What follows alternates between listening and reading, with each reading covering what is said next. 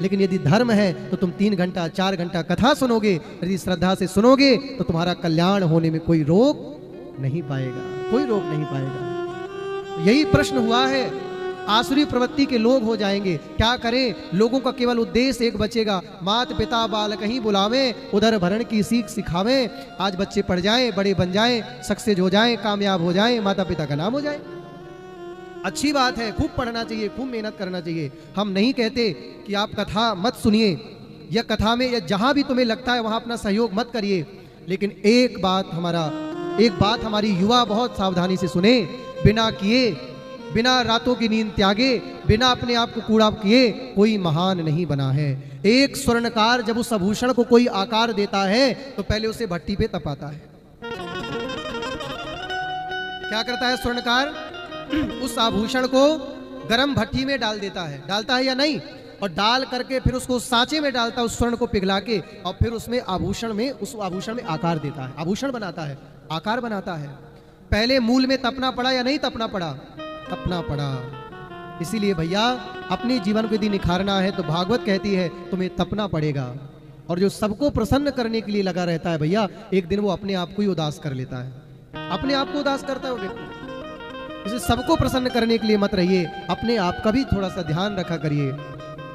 एक बहुत अच्छी लोग कह देते कि तुम बदल गए, तुम चेंज हो गए, हाँ तुम पहले जैसे नहीं रहे अब। अगर तुमसे कोई कहे तो एक बहुत अच्छी बात हमारी मुझे याद आ गई, आप कह देना। जब तुमसे कोई कहा करे ना, अब जैसे आप अपने लक्ष्य में बिजी हो जाओगे, कर्म धर्म दोनों करोगे, बहुत बिजी रहोगे, 3-3 4-4 10-10 घंटा बिजी रहोगे, तो लोग कहेंगे अब तुम पहले जैसे नहीं रहे। हाँ जी या ना जी?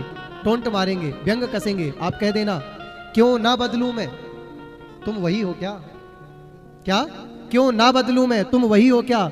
चलो मैं मान लेता हूं मैं गलत हूं, लेकिन तुम सही हो क्या? चलो मैं मान लेता हूं मैं गलत हूं, लेकिन तुम सही हो क्या? कोई यहां दूध का धुला नहीं है, सब में कोई ना कोई गुण और अवगुण दोनों है। इस संसार में कोई, प्रत्येक मानव, सबके अंदर दोष और सबके अंदर कोई ना कोई गुण है। अगर गुण दोष नहीं होते तो भैया हम संसार में नहीं होते। हमारे थोड़े से पाप थोड़े से पुण्य थे, तभी हम इस मृत्यु लोक पर आए हैं, और यहां से भोग करके फिर अपने असली ससुराल में चले जाएंगे। तो कोई किसी को यहाँ दोषी मत कहो, यहाँ कोई संसार में दूध का धुला नहीं है, सबके अंदर कोई ना कोई कमी है।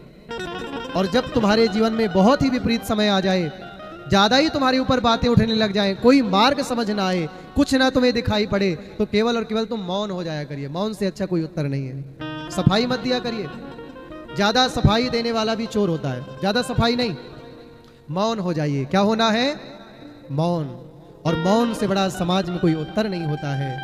अब यहाँ पर सूत जी ने शौनकादिक ऋषियों को कहा है, भैया भागवत महापुराण से बढ़िया कोई कलयुग में कल्याण का साधन नहीं हो सकता है। कथा सुनो, कथा सुन करके तुम मुक्त हो जाओगे भैया। एक बार कथा आती है कि नारद जी पृथ्वी लोक का भ्रमण करने आए, तो नारद जी ने जब देखा कि 4 बच्चे खेल रहे थे आपस में, तो पूछा अरे ये किनके बालक हैं भैया? तो किसी ने कह दिया ये तो ब्रह्मचारी जी के बालक हैं। नारद जी ने देखा संसार बड़ा बढ़िया है, जाएं देखें। देखो अभी कह रहा था ना, सुन रहे हो ना, संसार में कोई दूध का धुला नहीं है। कोई मीन्स कोई नहीं है भैया, सब में कोई ना कोई कमी है। एक विधाता निर्दोष रहा, बाकी सब में कोई ना कोई दोष रहा। देखो समय कब बीत जाता है पता भी नहीं लगता। बहुत सावधानी से थोड़ी देर इस प्रसंग को हम निवेदन कर दें। तो भैया एक विधाता निर्दोष रहा, बाकी सब में कोई ना कोई दोष रहा, इसलिए कोई संसार में दूध का धुला नहीं है। नारद जी के मन में भावना जगी। नारद जी समझ रहे हैं, नारद जिनकी बात कभी रद्द नहीं होती, और जिनको नारद जी मिले उन्हें भगवान जरूर मिले।